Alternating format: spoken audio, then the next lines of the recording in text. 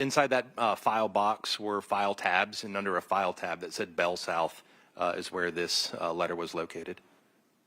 I move to tender states 2 and 3 at this time. Any objections? No objections, Your Honor, for the purposes of this hearing, as well as States Exhibit 1 as well. Thank you. They are admitted, 2 and 3. I'm not going to focus too much on states 2. That's just the envelope, is that right? Yes. Okay. States Exhibit 3, again, just to make sure everybody's clear, what exactly is that? It is a letter from Bell South. It is addressed to Tara Baker at 160 Fawn Drive in Athens, Georgia. And in the letterhead, it indicates that it's from Bell South Telecommunications, and it is dated August 1st of 2000. And underneath that is a phone number of 706-316-9760. The letter then continues with, Dear Tara Baker, thank you for ordering Bell South Solutions and that they appreciate her business. And it continues from there about the account. Agent Howell, those are all the questions I have for now.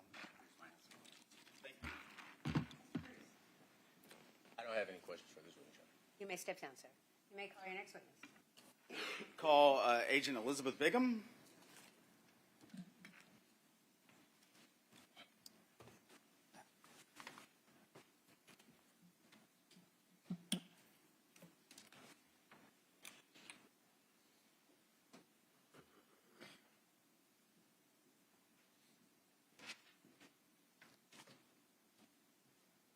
Raise your right hand.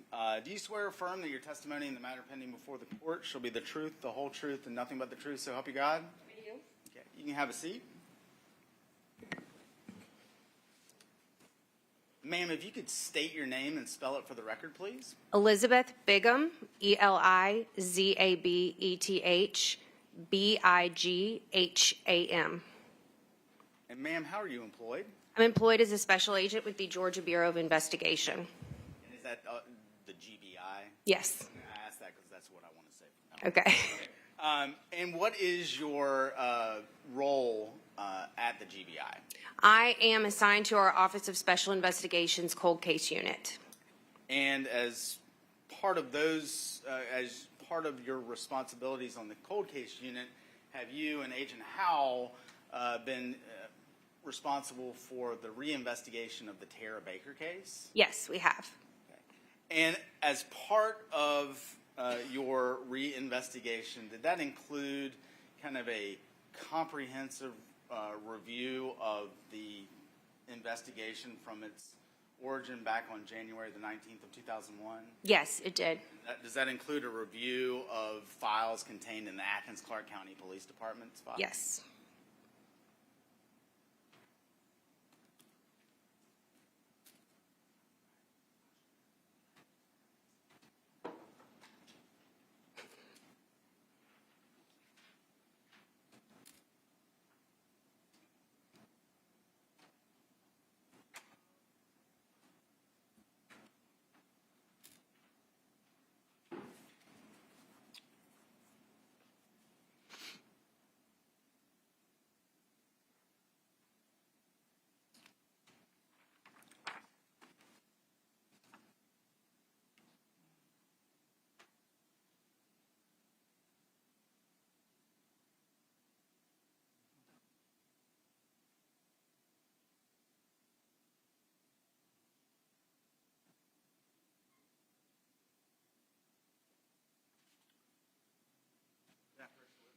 You may. Agent Bigham, I'm going to show you what it marks States Exhibit 4. Do you recognize that document, ma'am?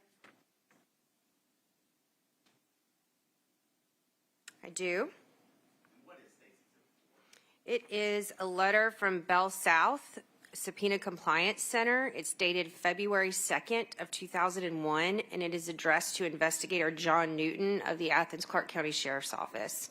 Is that document part of the Athens-Clarke County Police Department's file that I just kind of described? Yes, it is. In broad terms. I move to tender States Exhibit 4, Your Honor. Any objections? No objections for the purpose of this hearing, Your Honor. All right, it is admitted. Agent Bigham, I think that the thing that might make the most sense is to just have you read that letter into the record. Sure. I'll start with what it's in regard to. It says Tara Baker, telephone, or it actually says Tara Barker, telephone number 706-316-9760.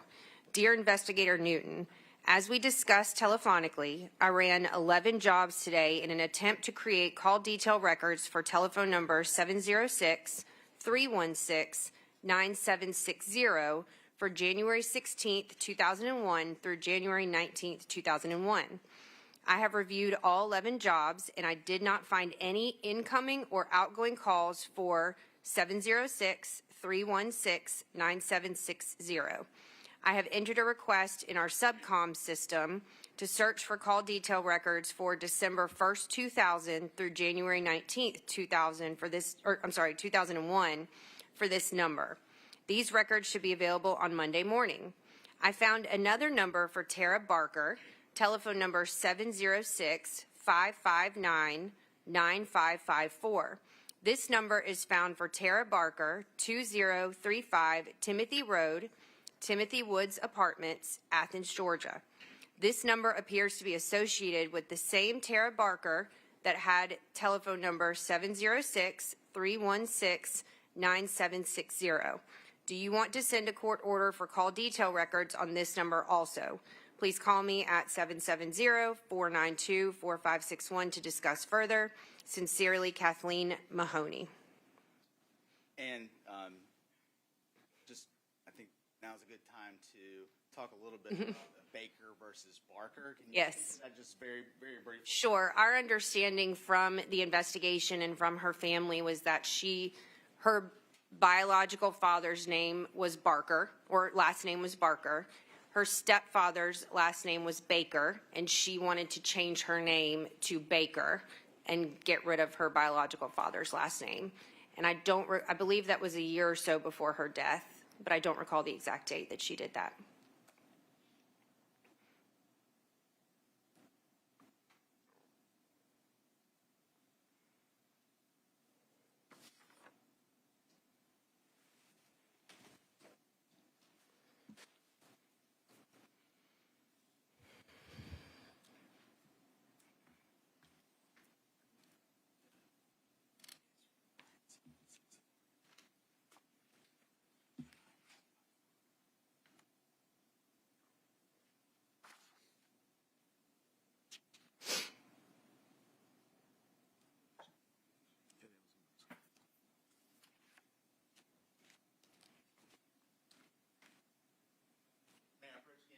May?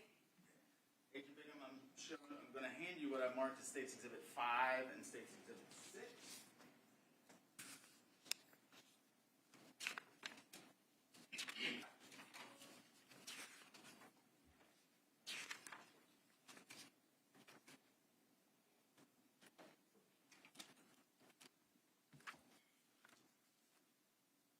Okay, Do you recognize those, ma'am? I do. Let's start with States Exhibit 5.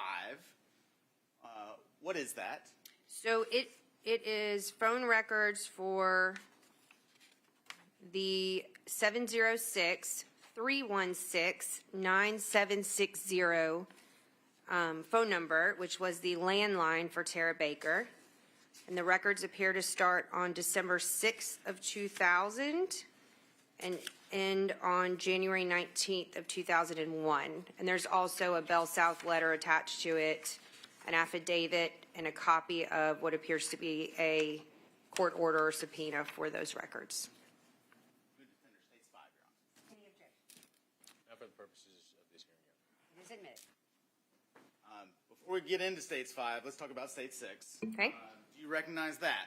I do. What is States Exhibit 6? These are phone records for phone number 706-559-9554. And they begin on December 6th of 2000 and end on January 19th of 2001. Good defender, States Exhibit 6. Any objection? No objections for the purposes of this hearing. All right, it is admitted. Agent Bingham, in preparation for the hearing this morning, did you have a chance to personally go and review all the calls associated with both States Exhibit 5 and States Exhibit 6? I did. let's start again with State's Exhibit 5. And again, just to be clear, those are the phone records associated with the number ending in 9760. Is that correct? That's correct. In your preparation of this case, and in preparation in advance of particularly this hearing, have you been able to familiarize yourself with certain phone numbers that were, for lack of a better phrase, in Tara Baker's orbit?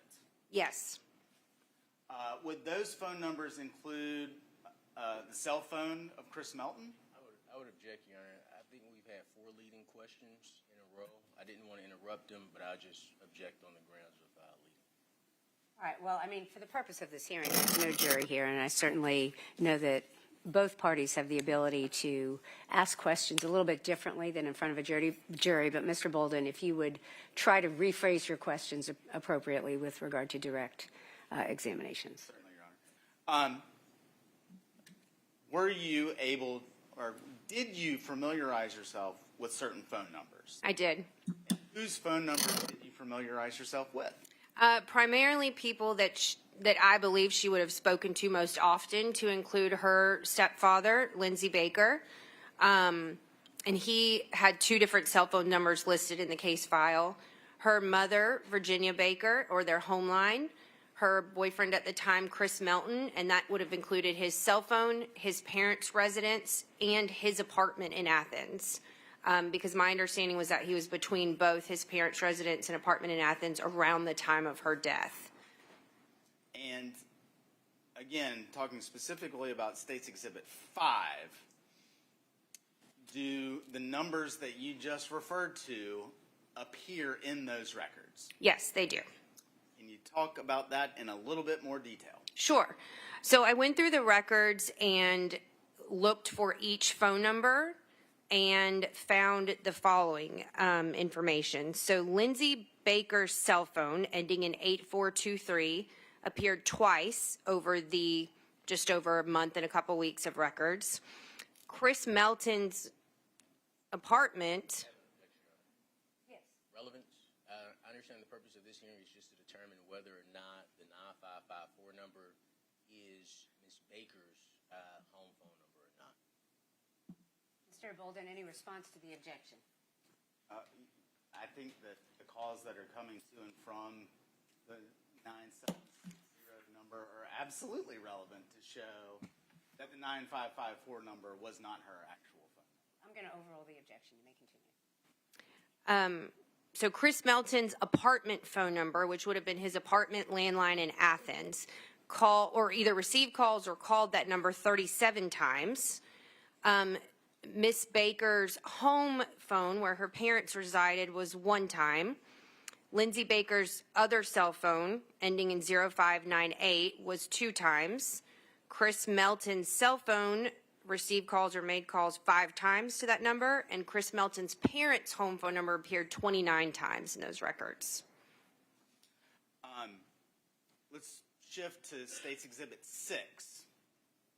And again, just to be clear, what is State's Exhibit 6? It is the phone records for phone number 706-559-9554 that was associated with 2035 Timothy Road in Athens, Georgia.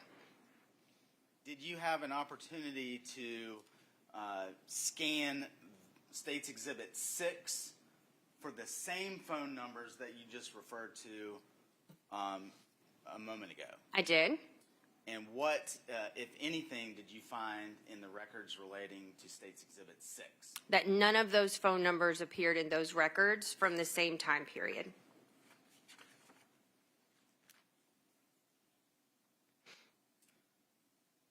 Agent Bingham, I believe that's all I have for now. Mr. Cruz may have some questions, ma'am. Mr. Cruz. Yes, ma'am.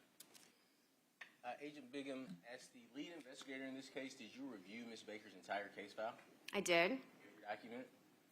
as much as humanly possible for the probably 25,000 pages that it was. That's my only question for you. Thank you. Anything else, Mr. Bolden? No, Your Honor, I asked that she be excused. You may step down. You don't want her excused. You want her to step down. Step down. Right. Excuse this here, yes. You may step down. You may call your next witness. That's all the evidence All I right. had, Your Honor. Mr. Cruz, any evidence you want to present? No, ma'am, but I would like to emphasize for the record, Ms. Bigham's testimony that she's reviewed every single page of the discovery, and I just want to emphasize that for the record. But otherwise, no. Any concluding remarks, Mr. Bolden? I'd waive opening All right. reserve last word. Mr. Cruz, any response to the state's motion? So based on the evidence that the state presented, Your Honor, I don't believe I am in a position to dispute the evidence that came before the honorable court. So no concluding argument. Well, that makes it a lot shorter, Your Honor. I'd ask that the court grant the state's motion and exclude any evidence related to phone records associated with the number ending in 9554. I'm going to grant your motion. Thank you, Your Honor. All right, let's talk very briefly then about a few other matters before we handle the email that I sent both counsel, all three counsel, over the weekend. Have the parties been able to confer about the motion that Mr. Cruz filed with regard to the statement? We have not, Judge.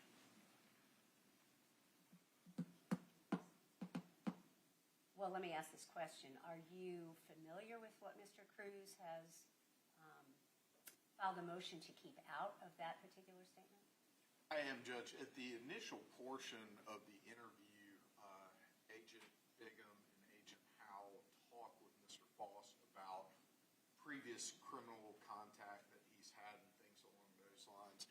I think I can state for the court, Mr. Bolden will be giving the state's opening statement. Mr. Bolden, I believe, would refer to portions of the statement, but just portions that have to do with Mr. Faust's denial of ever. I just want to make sure it wasn't a perspective juror. Mr. Faust's denial of ever having had any type of contact with Ms. Baker or gone over into any residences in the Deer Park neighborhood or things along those lines. We would not be attempting to introduce any evidence related or make reference to any portion of the statement that would touch on Mr. Faust's previous criminal history or conduct. All right, Mr. Cruz, any response to what Mr. Yamamoto said about that particular issue? Sure. So for those particular facts, I believe they would be admissible in regards to Mr. Faust's statement in response to Ms. Bigham's question about Ms. Baker and himself. But I would ask the Honorable Court to rule. I provide the Honorable Court with a copy of the transcript as well, the timestamps as well. But we would ask that those particular timestamps are excluded. Okay, so let's talk about your motion. So the reason I wanted counsel to get together, and I know you all have been busy, so I'm assuming you may have a conversation in the near future, was because your motion, even though it had the timestamps, was not terribly specific. And so it isn't appropriate to make the court go look in the transcript for the moment that you wanted excluded. You needed to have provided that for the court. And so that was the first reason why, it's not just the transcript. It is not appropriate for the court to have to read through the transcript and do that. So you don't have an entire transcript. You only have the time site. So if it says minute mark, hypothetically 00 through 005, the transcript would say what that language is in 00 through 005. It isn't anything extra that the court would have to read. You just go to the timestamp and say, okay, this is the statement, and vice versa. Okay, well, I disagree with your assessment of your motion. Your motion was a series of timestamps, and it may have had a transcript attached to it, but it is not appropriate for the court to have to go look at the transcript and your timestamp and make a decision about what one looks like with regard to the other. That's for you to do. And so that was the first reason that I wanted counsel to get together and talk about the timestamps that you felt needed to be excluded. I figured the state was aware of some of those moments. Certainly, I imagined them to be the occasions that Mr. Faust may have talked about his criminal history in response to questions. I assumed that was part of what your motion was. But the court's not going to go through the timestamps. You need to provide that to the court unless you all can agree otherwise. So in the meantime, I'm going to certainly take you at your word, Mr. Yalamanchili, that you are not going to refer to any of those moments in your opening statement. And I will grant Mr. Faust's motion with regard to that. Hang on one second. Keep dropping my pen. I will grant Mr. Cruz's motion with regard to any mention of Mr. Cruz's criminal history with regard to opening statements, okay? But I want you all to at least talk about what Mr. Cruz's motion was so you can at least be on the same page. If I need to make a ruling, we'll have a motion, right? A motion hearing outside the presence of the jury. So at the moment, you are forbidden, even though you've already stated this, from mentioning anything about Mr. Cruz's criminal history, even though it may have been in the statement. So that's the first thing. All right. Your Honor, before we move to the next item. Yes. In regards to and I know the state has been extremely busy. We've been extremely busy as well. Based on our filing of the motion, I understand that we may time for a hearing on those timestamps if same becomes necessary. That's right. There are a couple of things that the state and I need to discuss that we just haven't had opportunity to discuss just based on the workload that we both have. So I would ask this, can we put a date or time certain for a motions hearing, which would at least give us a deadline to have that discussion, and if not, we could just present the evidence to the Honorable Court? I don't know that we can do that. We've got a jury waiting outside. We're ready to start opening statements. I don't know how fast the evidence is going to proceed, so you're just going to have to use your lunch break and get together and talk about it. No, Your Honor, I'm asking for a date certain. I mean, we'll have a motion whenever I can fit it in. I'd like for y'all to confer first if you can. If you can't, and you can't come to an agreement, certainly I'll have a hearing. But, I mean, be prepared at every moment to have a hearing in this case. I'm not going to sort of schedule things ahead of time and things of that nature. We're going to take up things as they come. So you all need to be prepared for everything. All right. Last housekeeping Yes. matter, if I may, Your Honor. Yes. We talked about WebEx. I've had several law enforcement officers reach out to me. I think even this morning I spoke to a law enforcement officer that inquired about appearing virtually.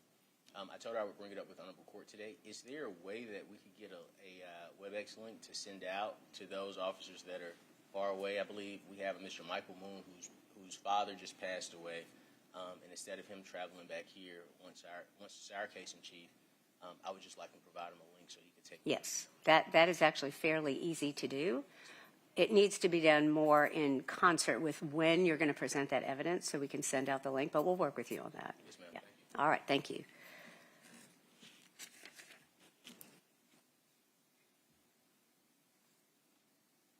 All right. So I'm looking through the list of things that we have gone through for the past week and a half. With regard to motions in limine, I've just granted the state's motion this morning.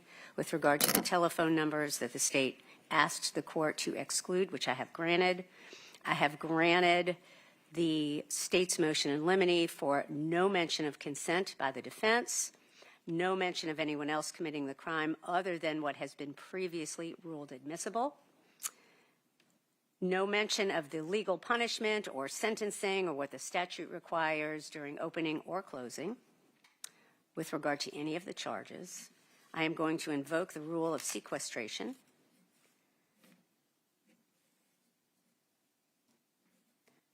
We're going to have to handle the Daubert motions and maybe a Jackson-Deno issue. Let me ask the state first. Anything else we need to bring up before we get started?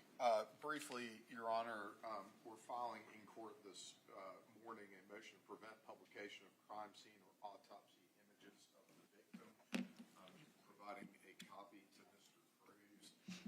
It is not a terribly long motion. I mean, the title contains everything that the state is asking the court to do. We would ask the court, understandably, there's media present, but as part of the Rule 22 order to include a portion that would prevent any outlet or any individual who's in the courtroom from publishing any crime scene images or autopsy images that contain Ms. Tara Baker's victim in this matter. All right, thank you. Mr. Cruz, any comment on the motion? No, ma'am, no comments on the motion. The only thing I would ask, I've been receiving a lot of day before, same day motions.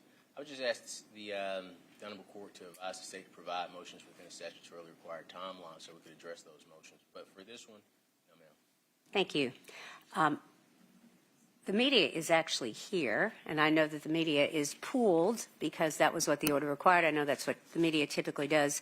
Does anyone who is here from any media source want to comment on the motion? You have the right to do that. Anybody want to have a say in what they're asking? Does anybody who is here from the media have any problem with that particular motion? I see all heads saying no. All right, thank you very much. I'm going to grant your motion, Mr. Yamamoto. Thank you, Your Honor. All right, let's talk about the email that I sent you all.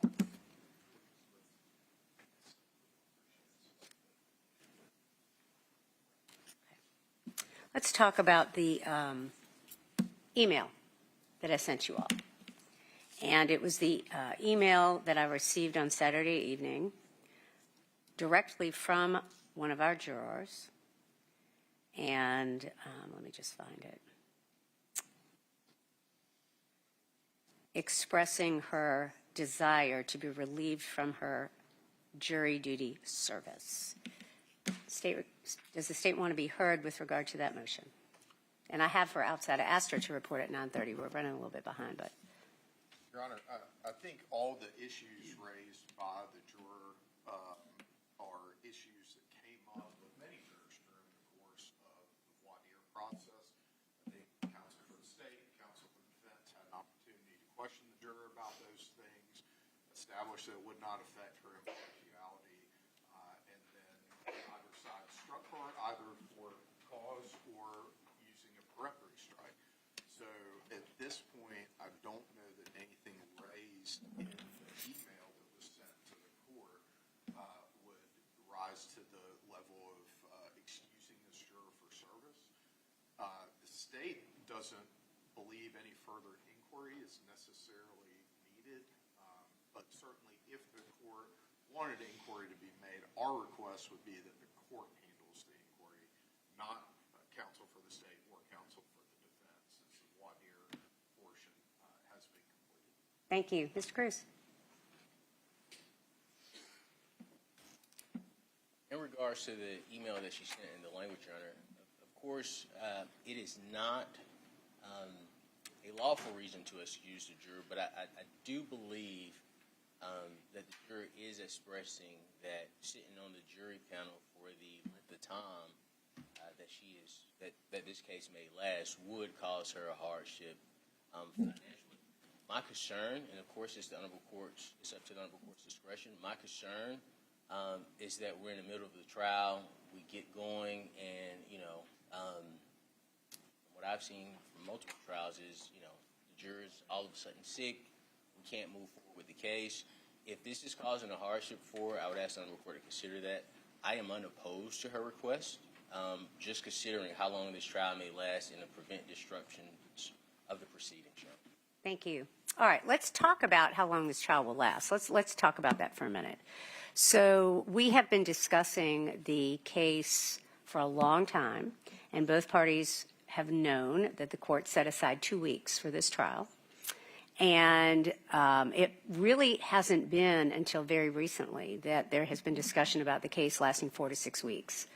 I do not believe, based on the motions that I've heard and the evidence that both sides have presented, that this is a case that's going to last that long. I do not believe it. And I'm going to do everything in my power to make sure that we move as efficiently as possible. I'm going to tell the jury that. We are not going to waste their time. If we need to get here at 7 and do motions or stay till 10 o'clock at night to finish, we're going to have to do that.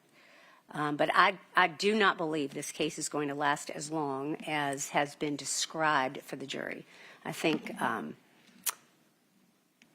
it's pretty clear that the potential jurors were quite scared about the length of time that they may have to sit. It could last as long as 6 weeks, but based on my assessment of what I know of the case, I do not believe we're going to get anywhere close to that. I'm prepared to tell the jury that. Again, I'm prepared to tell them that we are going to move as efficiently as possible. I'm not wasting any time. And I will try to explain that to Miss, I think her name is Cameron.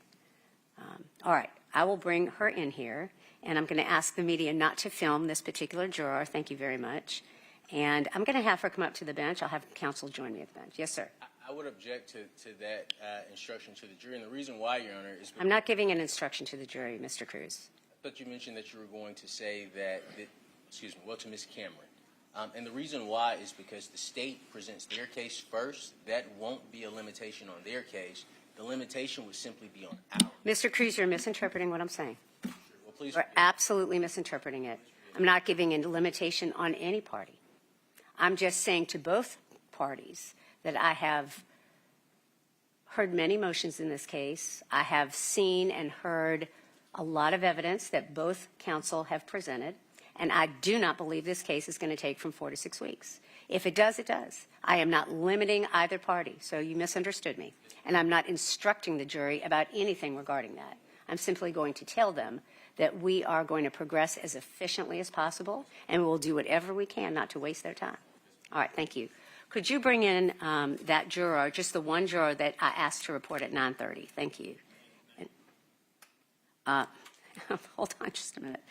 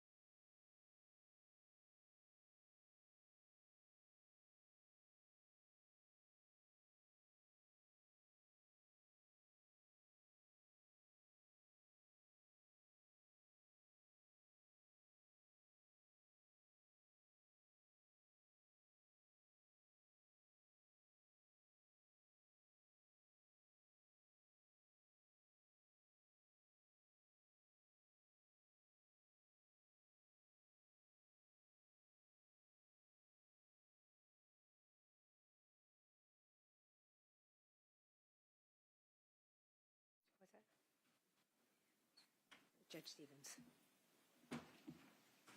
No, tomorrow. They're having a plea deadline today. Yeah, there are no jurors that came in today.